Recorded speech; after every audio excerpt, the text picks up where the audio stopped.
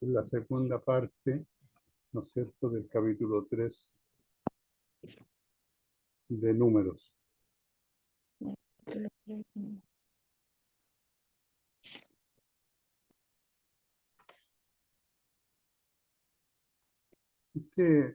Estos libros parecen un poco monótonos, ¿cierto? Pero es importante que los estudiemos y los veamos, porque aquí es donde Dios organiza al pueblo de Israel para que después de haber sido tantos años esclavos, ¿no es cierto?, cumplir la promesa de entregarle la tierra prometida. Entonces es importante conocer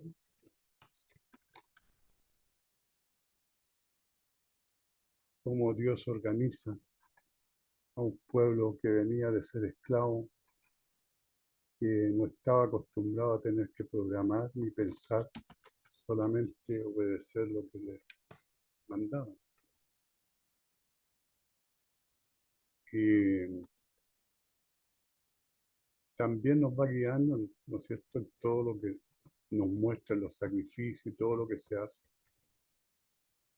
Nos va guiando, mostrando, ¿no es cierto?, lo que va a suceder con Cristo cuando llegue, cuando Cristo, ¿no es cierto?, sea crucificado. En la organización, el primer censo que hizo, que ordenó el Dios al pueblo de Israel, ¿no es cierto?, a Moisés, no se incluyó, hermano, a los levitas, porque los levitas son una posesión especial para Dios. Los levitas no eran sacerdotes, ¿ya? Los levitas estaban encargados, ellos estaban encargados de enseñar la palabra de Dios al pueblo de Israel. Vamos a ver el versículo del 11 al 13, donde habla que los levitas son una posesión especial para Dios. Dice, habló además Jehová a Moisés diciendo, he aquí yo he tomado a los levitas de entre los hijos de Israel en lugar de todos los primogénitos. O sea, está diciendo que en lugar de haber tomado todos los primogénitos, ¿no es cierto?, él tomó a la tribu de Leví como los primogénitos. Los primeros nacidos entre los hijos de Israel serán pues míos, dice, los levitas, porque mío es todo primogénito desde el día en que yo hice morir a todos los primogénitos. ¿Cuándo fue esto que hizo morir a todos los primogénitos? Fue cuando tenía que sacar al pueblo de Israel de Egipto, ¿cierto? En ese momento, el, el, el faraón endurecido no dejaba de salir al pueblo, nos dejaba salir al pueblo de Israel. Entonces él les envió la última, una de las últimas plagas, ¿no es cierto?, que fue la muerte de los primogénitos. Pero para que el pueblo de Israel no sufriese lo que iban a sufrir el pueblo de Egipto, ¿no es cierto?, les mandó y sacrificaran un cordero, que si eran familias chicas podían sacrificar uno para dos familias, y así, pero con la sangre del cordero, de la primera Pascua, la sangre del cordero tenían que pintar el dintel de la puerta y los postes, ¿ya? Por eso dice, porque mío es todo primogénito desde el día en que yo hice morir a los primogénitos en la tierra de Egipto. Santifiqué para mí todos los primogénitos de Israel, porque del pueblo de Israel no murió ni uno, ni siquiera, porque hasta los primogénitos de los animales murieron del pueblo de Egipto, pero en Israel nada. Así de hombres como de animales, míos serán, dice el Señor. Yo, Jehová.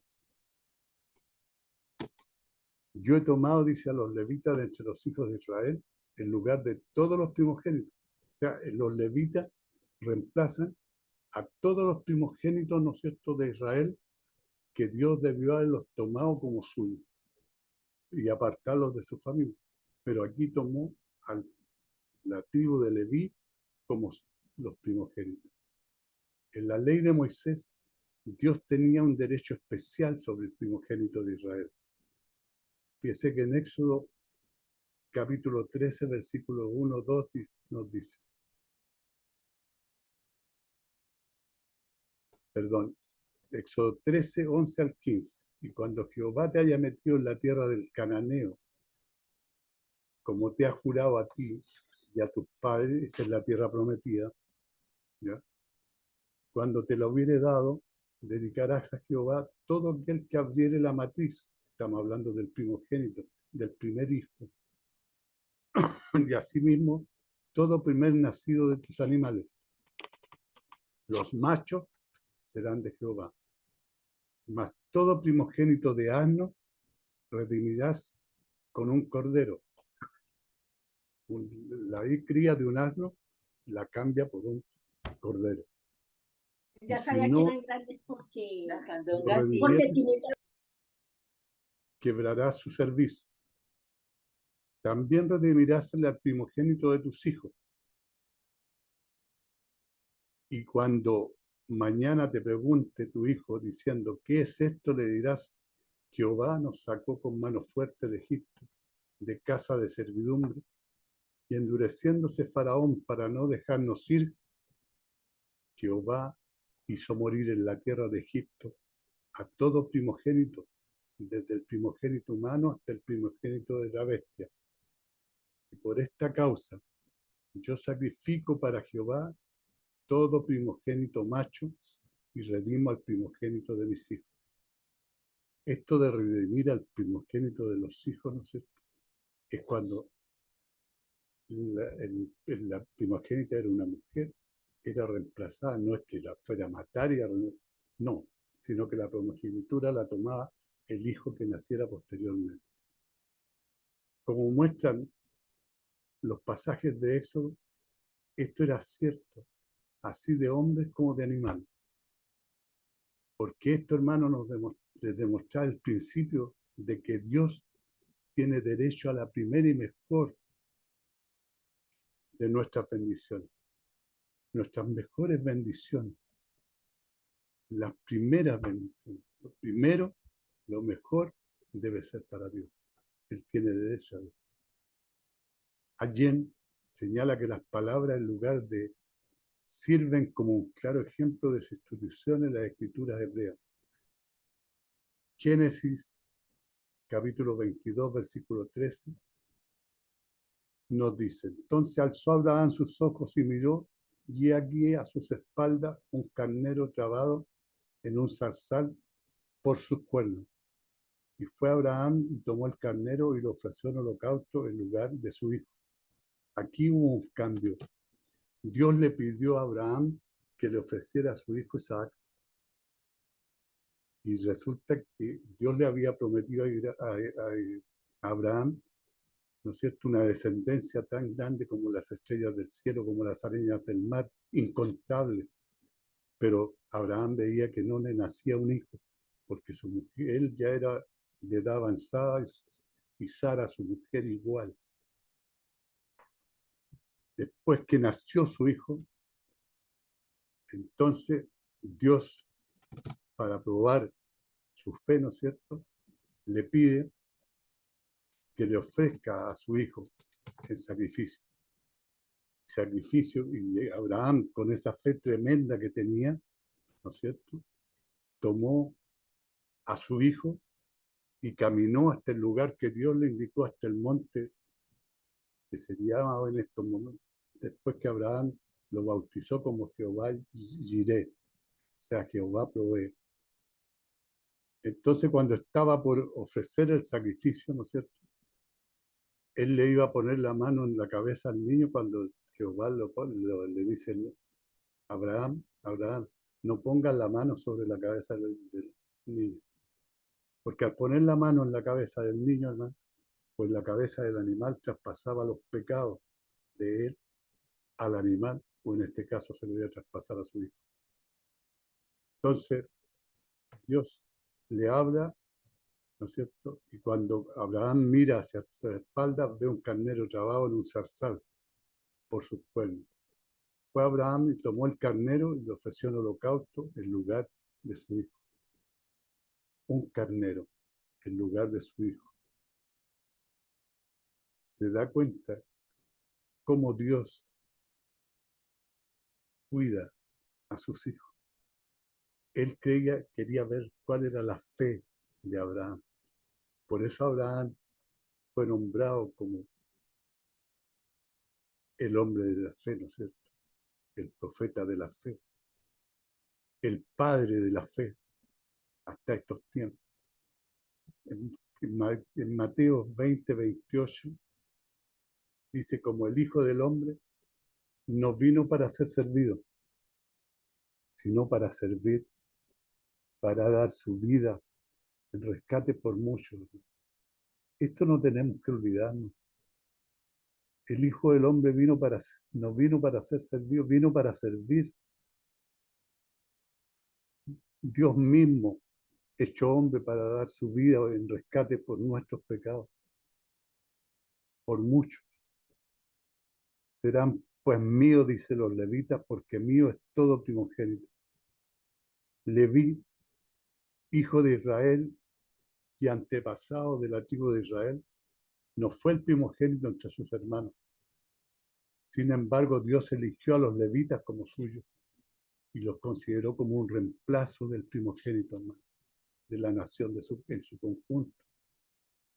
Porque mío es todo primogénito, de Señor. El censo de la tribu de Leví, porque no se consideró a Leví en el primer censo, porque era un censo militar, y la tribu de Leví estaba considerada para preocuparse de la parte espiritual del pueblo de Israel, ¿no es cierto? En ese tabernáculo que estaba en el medio del campamento, donde los israelitas tuvieron que comenzar a entender que el centro de su vida, ¿no es cierto?, que tenía que ser Dios, como nosotros. Tenemos que también saber que nuestro centro es Dios. El mandato de contar la tribu de Leví. Y Jehová habló a Moisés en el desierto de Sinaí diciendo, cuenta a los hijos de Leví, según la casa de sus padres, por sus familias, contarás todos los varones de un mes arriba. Y Moisés les contó conforme a la palabra de Jehová, como le fue mandado. Los hijos de Leví fueron estos por sus nombres, Gerson, Coat y Marel, y los nombres de los hijos de Gerson por su familia son estos. Livnis, Semei, los hijos de Coat por su familia son Abram, Isaac, Hebrón, Uziel. Y los hijos de Merari por su familia, Maalí, Musí. Estas son las familias de Leví, según la casa de sus padres. Cuenta los hijos de Leví. Aunque no fueron contados entre los soldados disponibles de Israel, hermano, como lo enseña el libro de Números, capítulo 1, versículos del 47 al 49, dice, pero los levitas, según la tribu de sus padres, no fueron contados entre ellos, porque este era un censo militar, ¿ya? Y Dios quiso que los levitas se separaran para la parte espiritual, no como guerreros. Porque habló Jehová a Moisés diciendo, solamente no contarás la tribu de Leví, ni tomarás la cuenta de ellos entre los hijos de Israel, como soldados. Pero ahora le pide que haga un censo de la tribu de Leví. Los levitas también debían contarse. Contarás todos los varones de un mes arriba. Los otros eran de 20 años hacia arriba para los militares. Para el censo militar, en números 1, Israel contó los varones de 20 años o más. El número 1, 45. Los levitas no estaban siendo contados para el servicio militar, por lo que contaron a todos los varones de un mes arriba. Este era el censo de los levitas.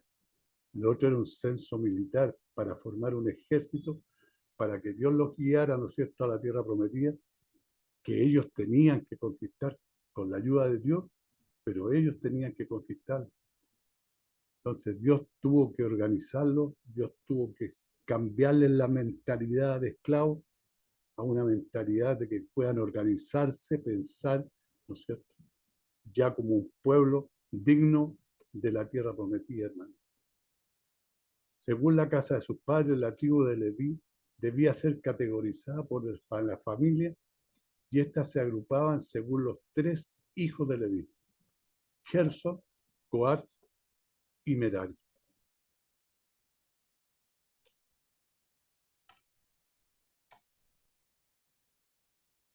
El censo y los deberes de la familia de Gerson. De Gerson era la familia de Liftim y la de Semí. Esta familia de Gerson, los contados de ellos conforme a la cuenta de todos los varones de un mes arriba, los contados de ellos fueron 7.500. Las familias de Gerson acamparán a espaldas del tabernáculo. Esta es la organización que Dios le está dando al pueblo de Israel cuando tengan que formar el campamento. El occidente y el jefe del linaje de Gersonitas, Eliasafat, hijo de Lael, a cargo de los hijos de Gerson, en el tabernáculo de reunión estarán el tabernáculo, la tienda y su cubierta, la cortina de la puerta del tabernáculo de reunión, las cortinas del atrio y las cortinas de la puerta del atrio que está junto al tabernáculo, y junto al altar alrededor asimismo sus cuerdas para todo servicio. Las familias de Gerson acamparán a espaldas del tabernáculo al occidente. Aquí Dios le está dando la disposición, como ustedes ven, no es una disposición militar, ellos tienen que preocuparse solamente del tabernáculo y de los elementos del tabernáculo para trasladar el tabernáculo cuando el pueblo se mueva. Esa es la misión, hermano. No es diferente a la organización militar que le dio al pueblo de Israel, menos a la tribu de Leví. Los gersonitas, ¿no es cierto?, los hijos de Gerson, la familia de Gerson, que eran 7.500, debían acampar en el lado occidental, detrás del tabernáculo. Esto era entre la tribu de Efraín y el tabernáculo mismo. A cargo de los hijos de Gerson, los gersonitas debían cuidar las pieles que cubrían el tabernáculo mismo. Así los hijos de Gerson eran responsables del montaje y del desmontaje y transporte, y montaje y mantenimiento de la tienda y su cubierta, los candelabros, las cortinas y las cuerdas. Como ven, Dios da las disposiciones bien claras, casi persona por persona, hermano. El versículo 27 al 32 habla del censo y los deberes de la familia. Coat era el abuelo de los coatitas, un grupo de levitas descendientes de Leví. De Coat era la familia de los amramitas, miembros de la tribu de Leví. La familia de los isaritas, la familia de los hebronitas y la familia de los uzielitas. Estos son las familias coatitas. El número de todos los varones de un mes arriba eran 8.600, que tenían la guarda del santuario. Estaban destinados solamente al santuario, a las cosas de Dios, ¿ya?, a las cosas espirituales, la tribu de Leví. Todas estas personas no participaron como soldados. Las familias de los hijos de Coat, segundo hijo de Leví, y el abuelo de Moisés, Aarón y Miriam, acamparán al lado del tabernáculo, al sur, y el jefe del linaje de las familias de Coat, Eliasafán, hijo de Uziel, a cargo de ellos estarán al arca, la mesa, el candelero, los altares, los utensilios del santuario con que ministran, y el velo con todo su servicio, y el principal de los jefes de los levitas será Eleazar, hijo del sacerdote Aarón, jefe de los que tienen la guarda del santuario. Te das cuenta cómo les da las disposiciones casi hombre por hombre de lo que tienen que hacer para guardar el tabernáculo, ¿no es cierto? Estas son las familias coatitas, 8.600 varones. Habían de acampar en el lado sur del tabernáculo. Esto era entre la tribu de Rubén y el tabernáculo mismo. Algunos coatitas bajo el liderazgo rebelde de Coré desafiarían más tarde, hermano, la autoridad de Moisés y Aarón sobre la comunidad israelita. El libro de Números 16, 1 al 50 nos habla de esto. El término habla de la familia de los amramitas. El término de los amramitas nos recuerda a la familia de Aarón y Moisés. Aarón es amramita. En Éxodo 6:20 dice, y Abram tomó por mujer a Jocabed, su tía, la cual dio luz a Aarón y a Moisés. Y los hijos de la vida de Amram fueron 137 años. ¿Ya? Entonces la mamá de Moisés y Aarón, ¿no es cierto?, era Jocabed, su tía, dice, la cual dio luz a Aarón y a Moisés, la tía de Amram. ¿Ya? Y fueron 137 años los que vivió. La presencia de la familia de los amramitas sugiere que Amram no fue el padre directo de Aarón, ni de Miriam, ni de Moisés, sino un antepasado. Por tanto, Aarón y Moisés eran de la familia de Coat, de la tribu de Leví. A cargo de ellos, los coatitas debían cuidar los muebles del tabernáculo. Ellos eran los encargados de los muebles del tabernáculo. Todo estaba, pero muy coordinado en qué tenían que trabajar. El arca del pacto, la mesa de los panes de la proposición, el candelero de los altares y otras herramientas y enseres. La frase con todo su servicio significa que ellos eran responsables de la cobertura, el transporte adecuado, la colocación y el mantenimiento de estos artículos sagrados, hermano. El principal jefe de los levitas será Eleazar, hijo del sacerdote Aarón.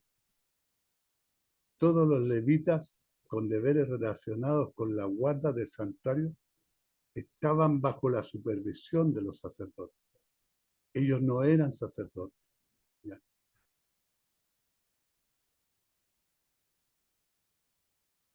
El censo y los deberes de la familia de Merari en el los versículos 33 al 37. Hijo de Leví y el fundador de la familia de los Meraritas. De Merari era la familia de los Maalitas y la familia de los Musitas. Estas son las familias de Merari. Los contados de ellos, conforme al número de todos los varones de un mes arriba, fueron 6.200. Y el jefe de la casa del linaje de Merari, Suriel, hijo de Abiail, acamparán al lado del tabernáculo norte. A cargo de los hijos de Merari estará la custodia de las tablas del tabernáculo, sus barras, sus columnas, sus basas y todos sus enseres. Con todo su servicio y las columnas alrededor del atrio, sus basas, sus estacas, sus cuerdas, eso lo tendrán a cargo. Estas son las familias de Merari.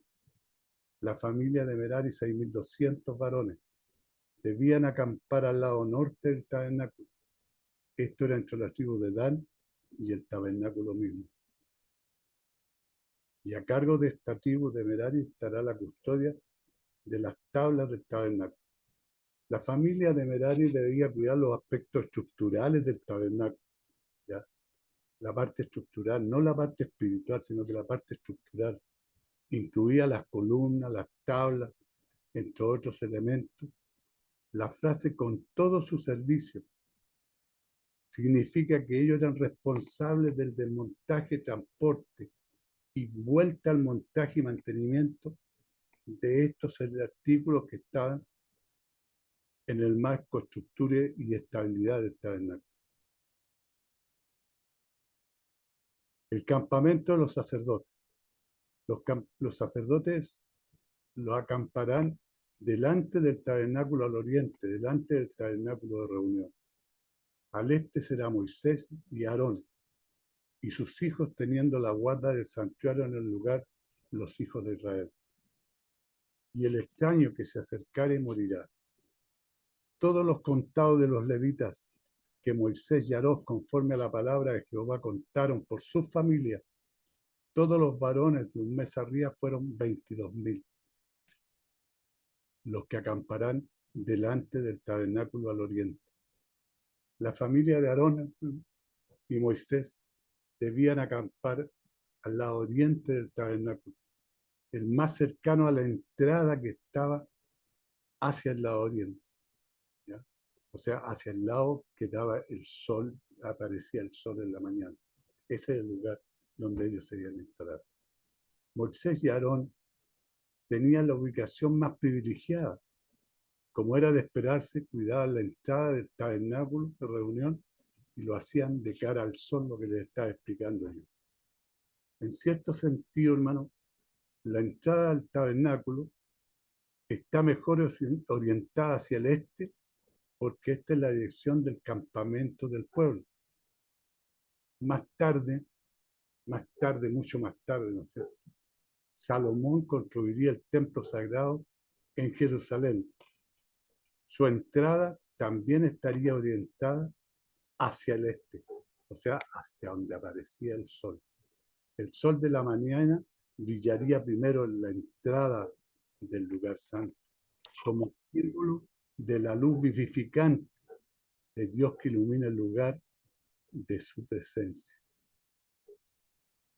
Moisés y Aarón, sus hijos, teniendo la guardia del santuario, el orden establecido por Dios se extiende a ciertos trabajos para ciertas familias, personas.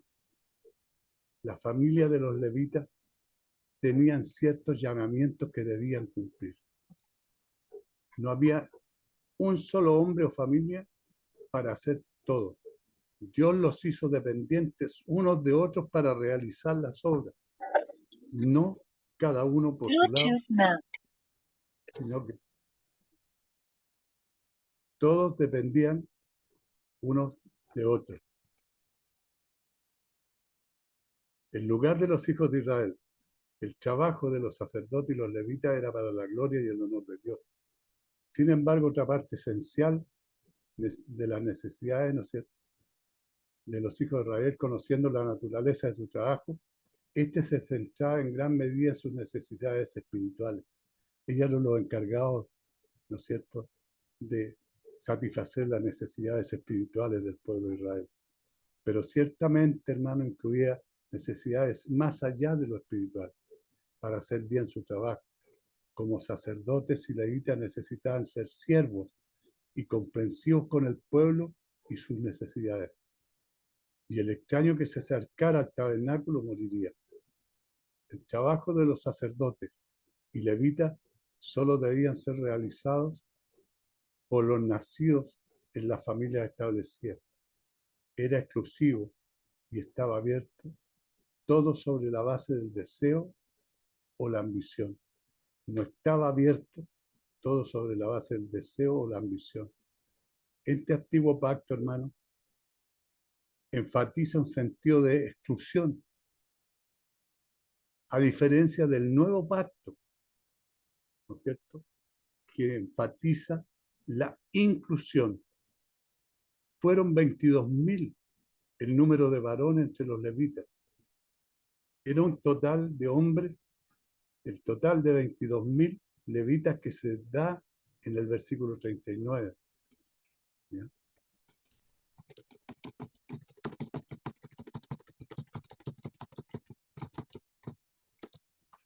Números 3, 11 al 13, del capítulo 3, versículo 11 al 13, versículo 11 al 13, habló además que Jehová a Moisés diciendo: he aquí, yo he tomado a los levitas de entre los hijos de Israel en lugar de los primogénitos.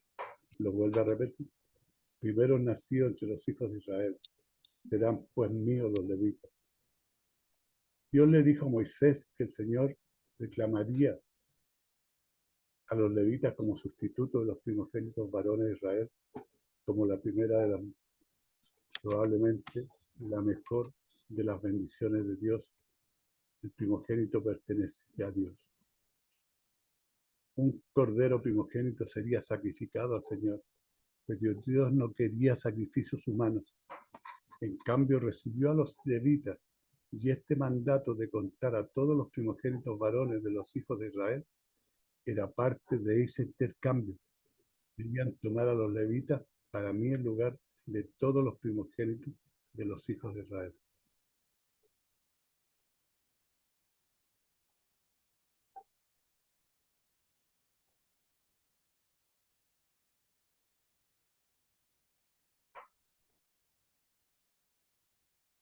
Eh, Primera de Pedro 1, capítulo 1, versículos 18 y 19, nos dice, sabiendo que fuisteis rescatados de vuestra vana manera de vivir, la cual recibisteis de vuestros padres, no con cosas corruptibles, como oro o plata, sino con la sangre preciosa de Cristo, como de un cordero sin mancha y contaminación.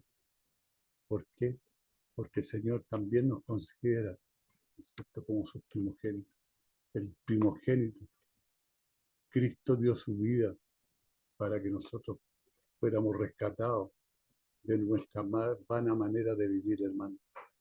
De Él, la cual recibiste de vuestros padres. De esta manera vana de vivir la recibimos de nuestros padres, de nuestros antepasados, de Adán, de Eva y de todos los otros que pecaron, pero nosotros también somos pecadores. Pero no de cosas corruptibles como oro o plata, sino fue conquistada con la sangre preciosa de Cristo, hermano, como de un cordero sin mancha y sin contaminación. Así se entregó Cristo por nosotros en la cruz, hermano. Que Dios los bendiga.